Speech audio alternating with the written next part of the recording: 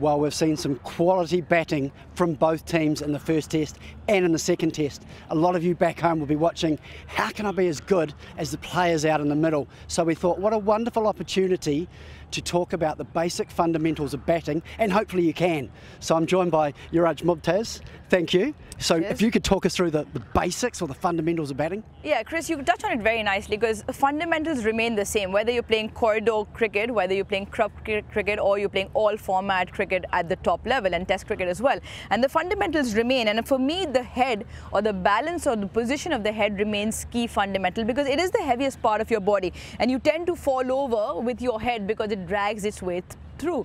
The one way you control it is getting into good feet positions, and when you don't get into a good balance, your head normally takes over, and I think that's where it's key, getting into good feet positions with your feet, getting to them early, and then your head. And we've got this clip from Abdullah Shafiq, second innings of the first test, where he's just fallen over. He's trying to muscle the ball, and in doing so his head falls over and he gets held out on the leg side. So again, I think if you look at it, I think whenever you move your feet and if your head gets as close to the ball as possible and then let your hands drive through, I think that remains the key. And we've got 4 shots to show for as well, where these players get into lovely positions with their feet. Watch Kane Williamson, watch Latham, watch Babar Azam and Imam. And it's not just with defensive stroke or classical cover drives, and that's where it is so important, because that fundamental with the head, getting into good positions, also key when you're playing attacking strokes. I love that because I've coached and watched a lot of kids cricket, and that's the biggest mistake they make as a left-hander, if they just fall over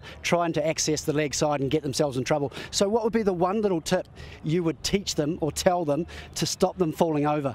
I think it's important. There's a couple of drills you can do, and we've done that when we were growing up as well. Stand as close to a wall as possible, and maybe just every now and then when you fall over, you feel your head go through. And I think video imaging as well, important to see when you're falling over, and that's where it comes in. When you get into good positions and when your head goes right on top of the ball, you stay in line. I think that's important as well. So this is what I used to do, get very close to a wall when I was playing, and every time my head fell over, well, the knock into the wall told me a story. You get hurt, I grade it. So Urooj and I apologise to all the bowlers out there, because all of a sudden with these basic and fundamentals for the batters, it's going to come a lot more difficult to get them out.